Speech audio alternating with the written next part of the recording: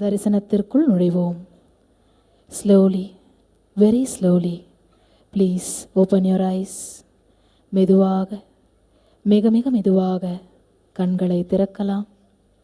ನಿಧಾನವಾಗಿ, ಬಹಳ ನಿಧಾನವಾಗಿ ನಿಮ್ಮ ಕಣ್ಣುಗಳನ್ನು ತೆಗೆಯಬಹುದು.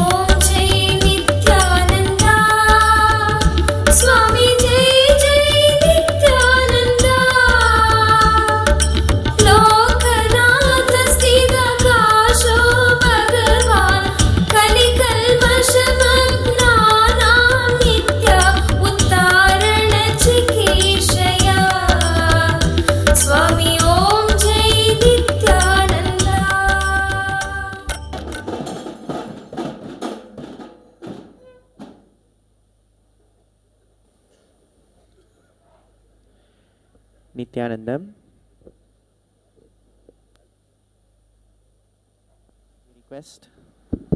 We request everyone to kindly be seated with your head, neck and spine in a straight line.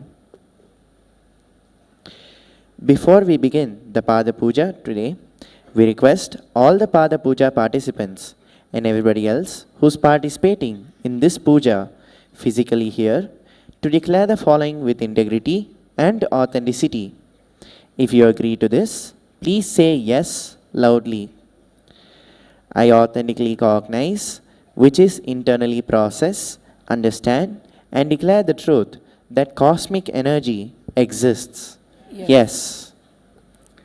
I authentically cognize, which is internally process, understand, and declare the truth that Swamiji is the Chinmaya Vigraha, embodiment and representation of that very cosmic energy. Yes. I authentically cognize, which is internally process, understand, and declare the truth that whatever I offer during this Pada Puja to Swamiji will reach the cosmic source of energy directly. Yes. I authentically cognize, which is internally process, understand, and declare the truth of Soham Asmi, that even when I worship, I am Him. Yes. Let us now enter the Pratyaksha Pada Puja. Please be seated in a meditative space of gratitude and deep restful awareness in your Anandagandha.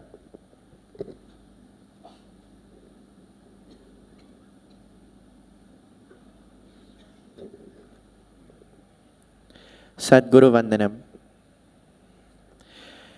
Nityanandam Paramasukadam Kevalam Jnanamurtim Dvandvatitam Gagana Sadrisham Tattvamasyaadilakshyam Ekam Nityam Vimalamachalam Sarvadi Sakshibhutam Bhavatitam Trigunarahitam Sadgurum Tam Namami.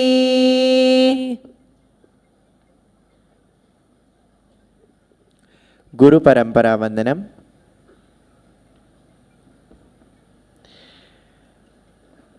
Nityanandeshwara Sadashiva Samarambham Nityanandeshwariyadi Shakti Madhyamam Nityananda Pariyantam Vande Guru Paramparam.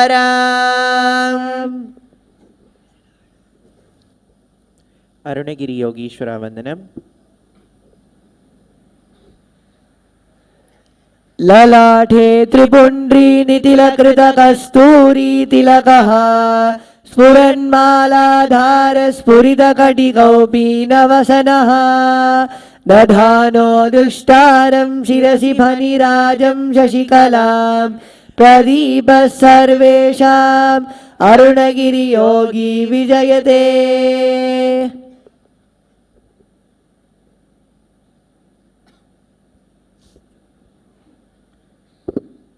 तत्वाचमनम्।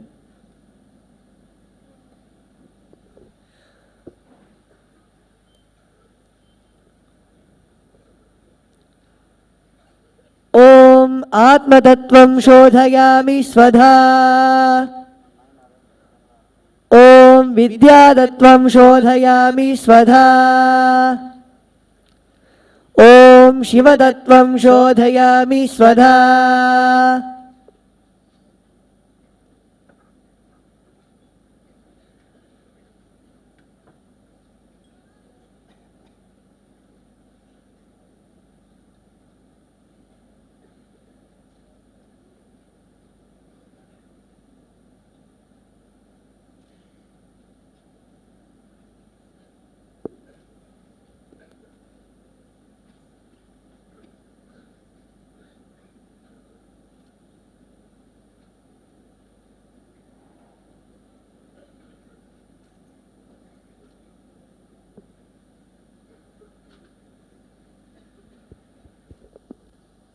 शुक्लांबरधरम्। शुक्लांबरधरं विष्णुं शशिवर्णं चतुर्भुजं प्रसन्नवदनं ध्यायेत् सर्वविघ्नोपशान्तये। प्राणायाम।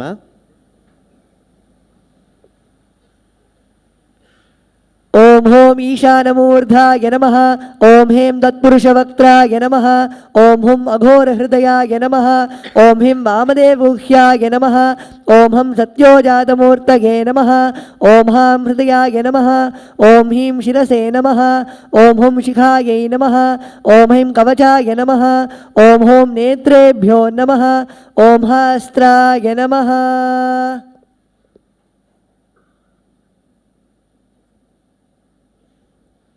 संकल्प।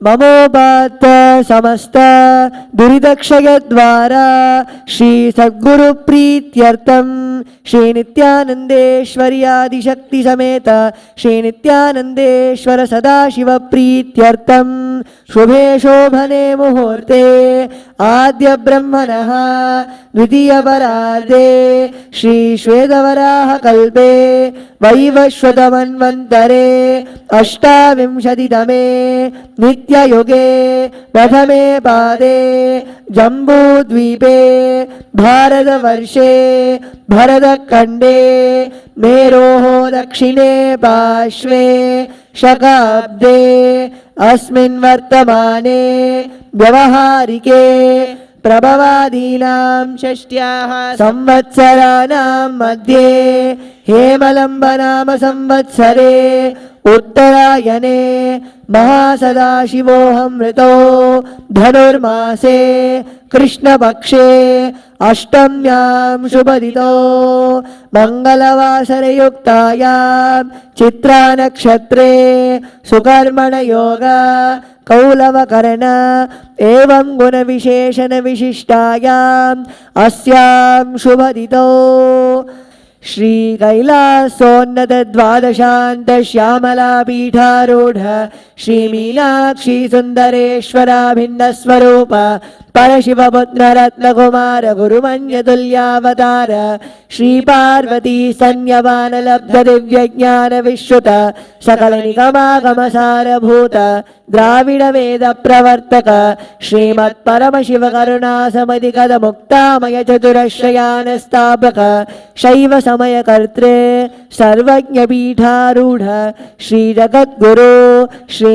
ज्ञान संबंध देशिक स्वामिनां अवतार भूत तत्पुनरुद्धृत सर्वज्ञ पीठारूढ़ तज्ञान साम्राज्य शासक तुलवत्युत्तर द्विशततम गुरु महासन्निधान महानिर्वाणि पीठस्याष्टोत्तर सहस्र श्री महामंडलेश्वर श्रीमत् परमहंस परिव्राजकाचार्य वर्य सच्चिदानंद प्रणव स्वरूप श्रोत्रिय ब्रह्मनिष्ठ नित्योत्सव नित्य मंगल नित्य कल्याण नित्य रजित नित्यानंद ध्यान महासंस्थान महासिंहासन पीठ कर्त्रे जगद्गुरु भगवान शील श्री परमहंस नित्यानंद श्री ज्ञान संबंध देशिक परमाचार्य स्वामी भगवत्पादाचार्य प्रीत्यर्थम परमहंस नित्यानंद पादारविन्दयोः भक्ति सिद्ध्यर्थम गुरुकृपा कटाक्ष सिद्ध्यर्थम क्षेमस्थैर्य वीर्य विजय आयुरारोग्य ऐश्वर्याणाम् अभिवृद्ध्यर्थम धर्मार्थ काम मोक्ष चतुर्विध फल पुरुषार्थ सिद्ध्यर्थम मम समस्त दुरितोपशान्त्यर्थम समस्त मंगलावाप्त्यर्थम श्री सद्गुरु प्रसादेन सकुटुम्बस्य ज्ञान वैराग्य जीवन मुक्ति प्राप्त्यर्थम श्री सर्वदेव देवी स्वरूप सद्गुरु नित्यानंद देव प्रत्यक्ष पाद पूजां करिष्ये।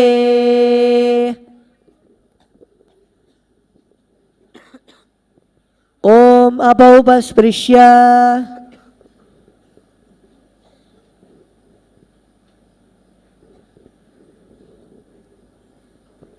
घंटानाद ओम आगमातन्तु देवानां गमनातन्तु राक्षसां घंटानादं करोम्यादो देवताह्वानलाञ्छनं घंटादेवताभ्यो नमः।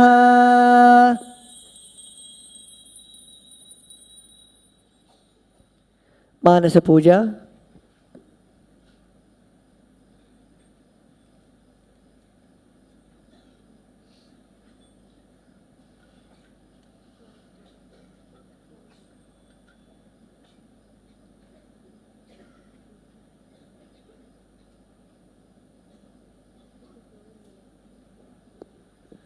ओम हृत्पद्ममासनं दद्यात् सहस्रारच्युतामृतैः पाद्यं चरणयोर्दद्यात् मनस्तु अर्घ्यं निवेदयेत् तेन अमृतेन आचमनीयं स्नानीयं तेन च स्मृतम् आकाशतत्त्वं वस्त्रं स्यात् गन्धस्यात् गन्धतत्त्वकम् चित्तं प्रकल्पयेत् पुष्पं धूपं प्राणान् प्रकल्पयेत् तेजस्तत्त्वं च दीपार्थं नैवेद्यं स्यात् सुधाम्बुधिः अनाहतध्वनिर्घण्टा वायुतत्त्वं च चामरं सहस्रारं भवेत् छत्रं शब्दतत्त्वं च गीतकं नृत्यमिन्द्रियकर्माणि चाञ्चल्यं मनसस्तथा सुमेकलां पद्ममालां पुष्पं नानाविधं तथा अमायाद्यैर्भावपुष्पैः अर्चयेद्भावगोचरम् अमायं मनहङ्कारम् अरागम् अमदं तथा अमोहकं मदम्भं च अद्वेष अक्षोभकौ तथा अमात्सर्यं मलोभं च दशपुष्पं विदुर्बुधाः अहिंसा परमं पुष्पं पुष्पमिन्द्रियनिग्रहः दया पुष्पं क्षमा पुष्पं ज्ञानपुष्पं च पञ्चमम् इति पञ्चदशैर्भावपुष्पैः सम्पूजयेत् सद्गुरुम्।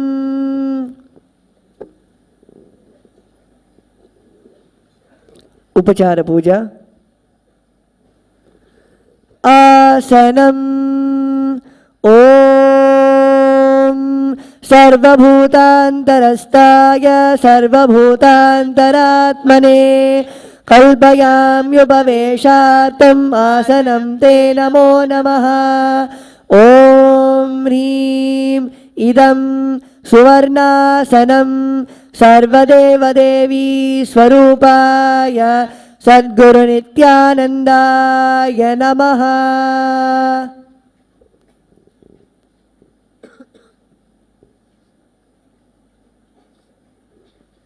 स्वागतम्। ॐ शान्तत्वात् सर्वकर्तृत्वात् भावोत् परधिकारणात् शिवोक्तो महातन्त्रमन्त्रविद्भिः सदा शिवः। तस्मै शिवाय गुरवे वीतरागकलाय वै अमेयत्वात् अनन्तोऽयम् अजत्वात् कीर्तितः। ॐ यस्य दर्शनमिच्छन्ति देवाः स्वाभीष्टसिद्धये तस्मै ते परमेशान स्वागतं स्वागतं प्रभो। अद्य मे सफलं जन्म जीवनं सफला क्रियाः स्वागतं यत्त्वया तन्मे तपसां फलमागतम्। ॐ ह्रीं सर्वदेवदेवी स्वरूप सद्गुरुनित्यानन्ददेव स्वागतं सुस्वागतं ते।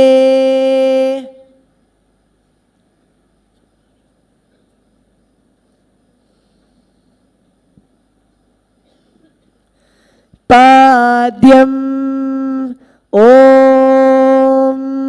यद्भक्तिलेशसम्पर्कात् परमानन्दसम्प्लवः तस्मै ते परमेशान पाद्यं शुद्धाय कल्पये। ॐ ह्रीं एतत्पाद्यं सर्वदेवदेवी स्वरूपाय सद्गुरुनित्यानन्दाय नमः।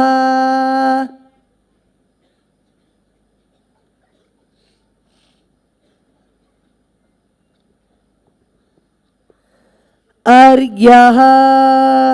ॐ दूर्वाक्षटसमायुक्तं बिल्वपत्रं तथा परं शोभनं शङ्खपात्रस्तं गृहाणार्घ्यं महेश्वर। ॐ ह्रीं एषो अर्घ्यः सर्वदेवदेवी स्वरूपाय सद्गुरुनित्यानन्दाय स्वाहा।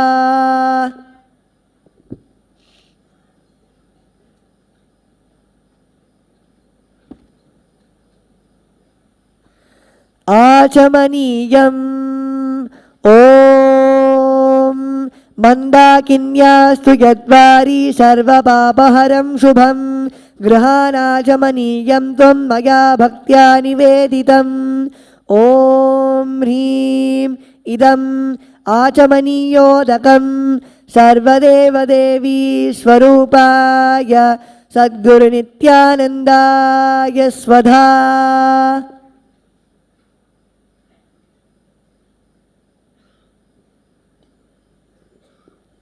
मधुपर्कः। ॐ सर्वकल्मषनाशाय परिपूर्णशुद्धात्मकं मधुपर्कमिमं देव कल्पयामि प्रसीद मे। ॐ ह्रीं एष मधुपर्कः सर्वदेवदेवी स्वरूपाय सद्गुरुनित्यानन्दाय स्वधा।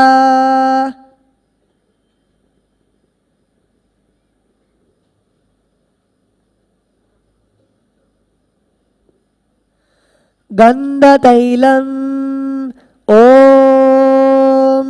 स्नेहं गृहाण स्नेहेन लोकानां हितकारक सर्वलोकेषु शुद्धस्त्वं दधामि स्नेहमुत्तमम्। ॐ ह्रीं इदं गन्धतैलं सर्वदेवदेवी स्वरूपाय सद्गुरुनित्यानन्दाय निवेदयामि।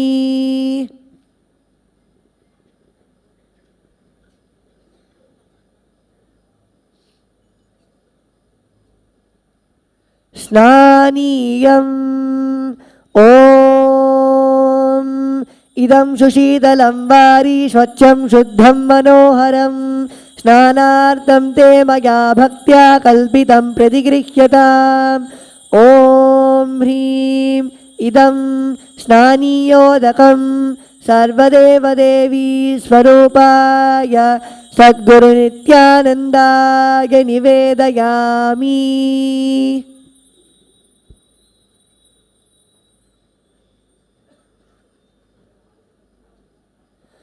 वस्त्रम् ॐ मायाचित्रपटाचन्न निजगुह्योरुतेजसे निरावरणविज्ञाय वासस्ते कल्पयाम्यहम्। ॐ ह्रीं इदं वस्तोत्तरीयं सर्वदेवदेवी स्वरूपाय सद्गुरुनित्यानन्दाय निवेदयामि।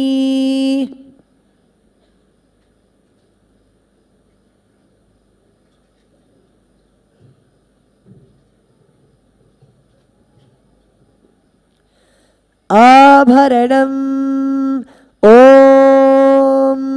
स्वभावसुन्दराङ्गाय नानाशक्त्याश्रयाय ते सुवर्णं भूषणं तुभ्यं कल्पयामि प्रसीद मे। ॐ ह्रीं इदं सुवर्णाभरणं सर्वदेवदेवी स्वरूपाय सद्गुरुनित्यानन्दाय निवेदयामि।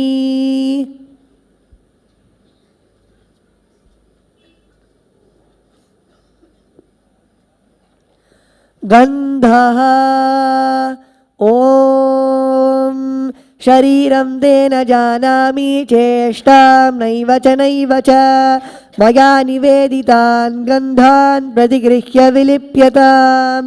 ॐ ह्रीं एष गन्धः सर्वदेवदेवी स्वरूपाय सद्गुरुनित्यानन्दाय नमः।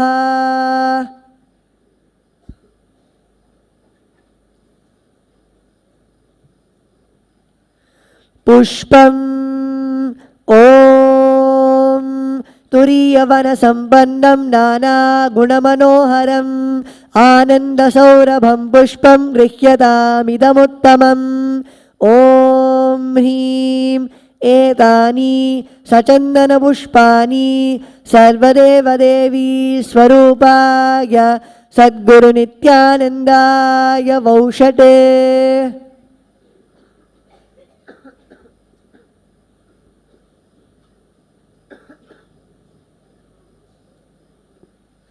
बिल्वपत्रम् ॐ अमृतोद्भवं श्रीवृक्षं शङ्करस्य सदा प्रियं बिल्वपत्रं प्रयच्छामि पवित्रं ते सुरेश्वर।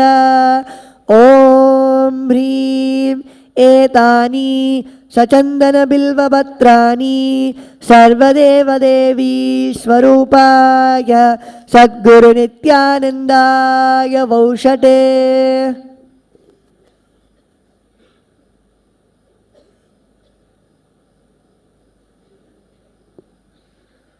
तुलसीपत्रम् ॐ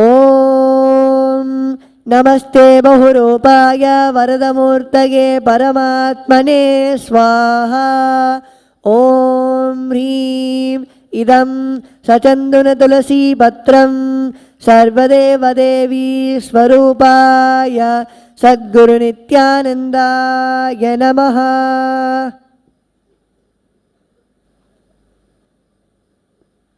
धूपः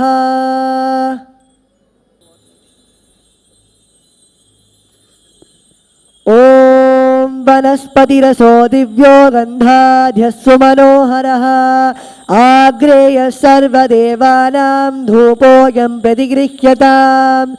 ॐ ह्रीं एष धूपः सर्वदेवदेवी स्वरूपाय सद्गुरुनित्यानन्दाय नमः।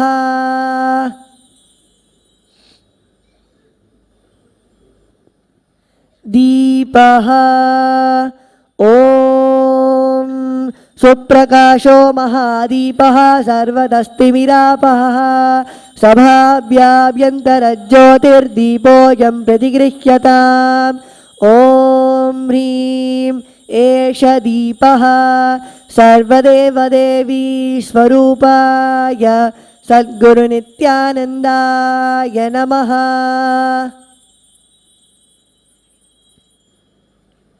नैवेद्यम् ॐ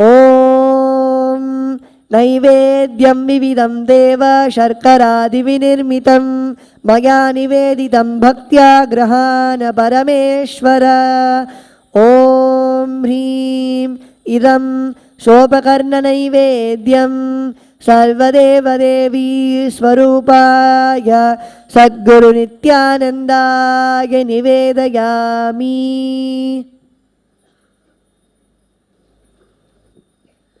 पानीयम् ॐ समस्तदेवदेवेश सर्वतृप्तिकरं परम् अखण्डानन्दसम्पूर्णं गृहाण जलमुत्तमम्। ॐ ह्रीं इदं पानार्तोदकं सर्वदेवदेवी स्वरूपाय सद्गुरुनित्यानन्दाय नमः।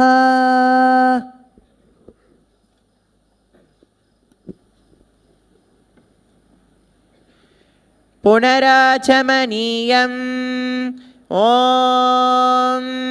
उच्छिष्टमप्यशुचिर्वा यस्य स्मरणमात्रतः शुद्धिमाप्नोति तस्मै ते पुनराचमनीयकम्।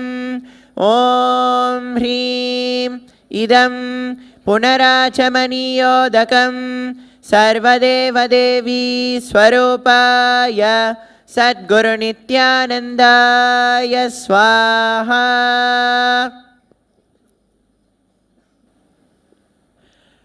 आरात्रिकम् ॐ ह्रीं एषा दीपमाला सर्वदेवदेवी स्वरूपाय सद्गुरुनित्यानन्दाय नमः। ॐ राजाधिराजाय पृथग्यसाहिने नमो वयं वै श्रवणाय कुर्महे समे कामान् कामकामाय मह्यं कामेश्वरो वै श्रवणो ददातु कुबेराय वै श्रवणाय महाराजाय नमः।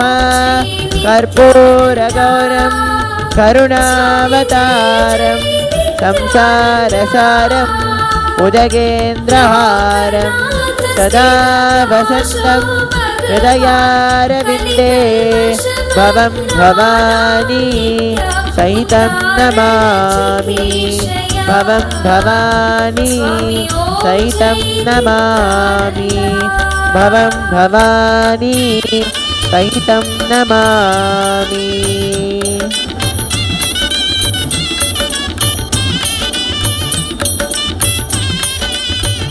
आरात्रिकं समर्पयामि सद्गुरुचरणकमलेभ्यो नमः।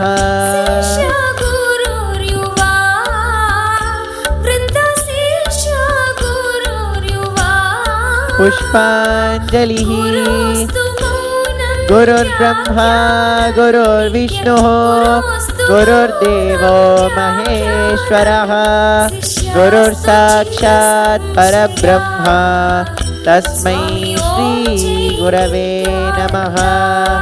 अखण्डमण्डलाकारं व्याप्तं येन चराचरं तत्पदं दर्शितं येन तस्मै श्रीगुरवे नमः। अज्ञानतिमिरान्धस्य ज्ञानाञ्जनशलाकया चक्षुरुन्मीलितं येन तस्मै श्रीगुरवे नमः।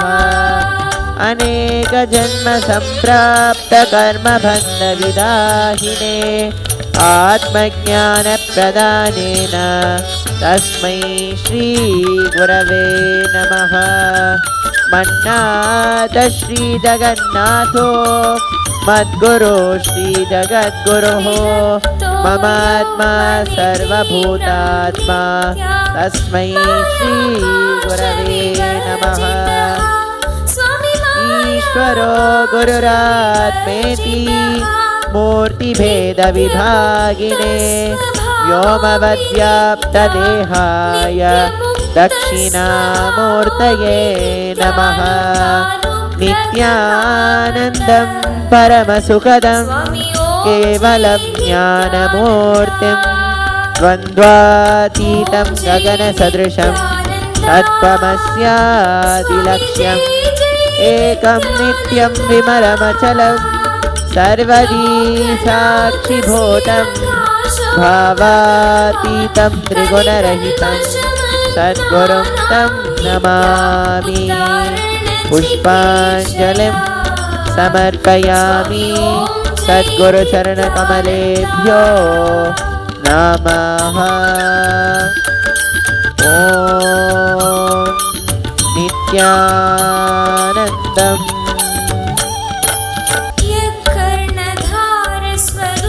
कर्णधारस्वरूपकनित्या सर्वधर्मस्वरूपा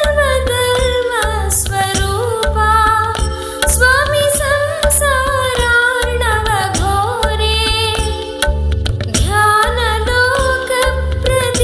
ध्यानलोकप्रदीपकनित्या ध्यानलोकप्रदीपकनित्या सर्वभूतात्मन्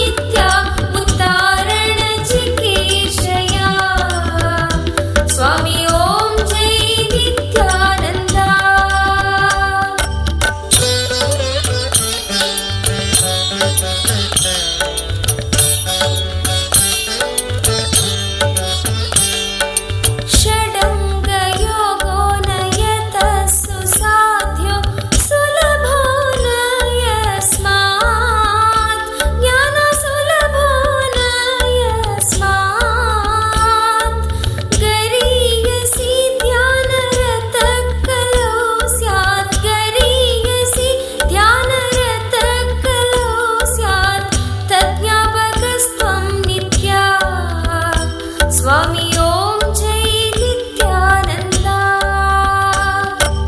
ॐ जय नित्यानन्दा स्वामी जय जय नित्यानन्दा लोकनाथ स्थिराकाशो भगवान् कलिकल्मषमग्नानां नित्या उद्धारण चिकीर्षया स्वामी ॐ जय नित्यानन्दा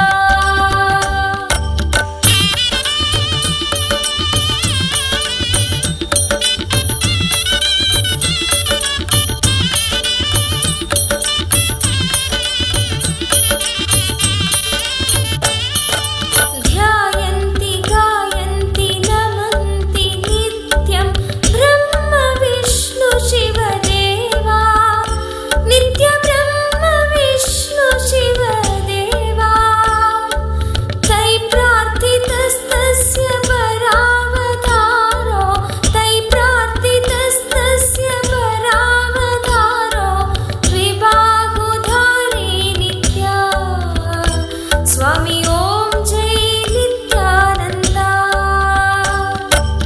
ॐ जय नित्यानन्दा स्वामी जय जय नित्यानन्दा लोकनाथ स्थिराकाशो भगवान् कलिकल्मषमग्नानां नित्या उद्धारण चिकीर्षया स्वामी ॐ जय नित्यानन्दा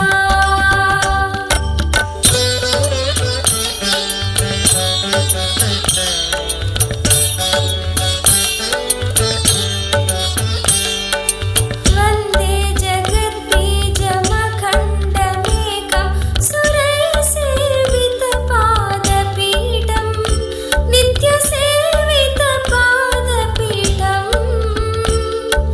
वन्दे भवेशं भवरोगवैद्यं वन्दे भवेशं भवरोगवैद्यं तमेव वन्दे नित्यं स्वामी ॐ जय नित्यानन्दा ॐ जय नित्यानन्दा स्वामी जय जय नित्यानन्दा लोकनाथ स्थिराकाशो भगवान् कलिकल्मषमग्नानां नित्या उद्धारण चिकीर्षया स्वामी ॐ जय नित्यानन्दा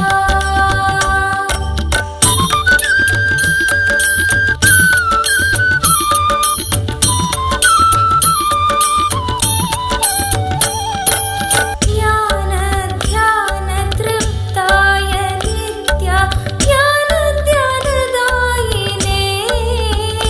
नित्य ज्ञानध्यानदायिने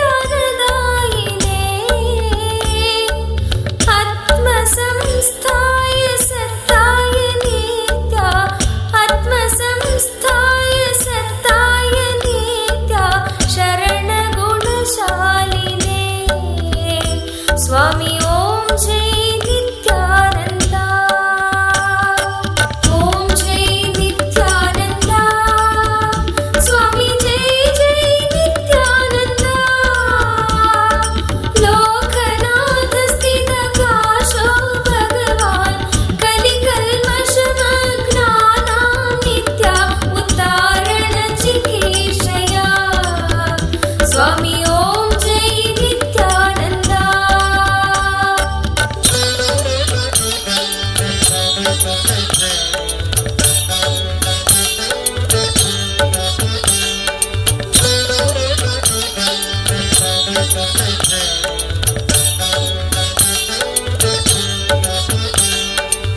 सर्वदेवी स्वरूपाय नित्या सर्वदेव स्वरूपिणे नित्य सर्वदेव स्वरूपिणे विरक्ति भक्ति नैर्मल्य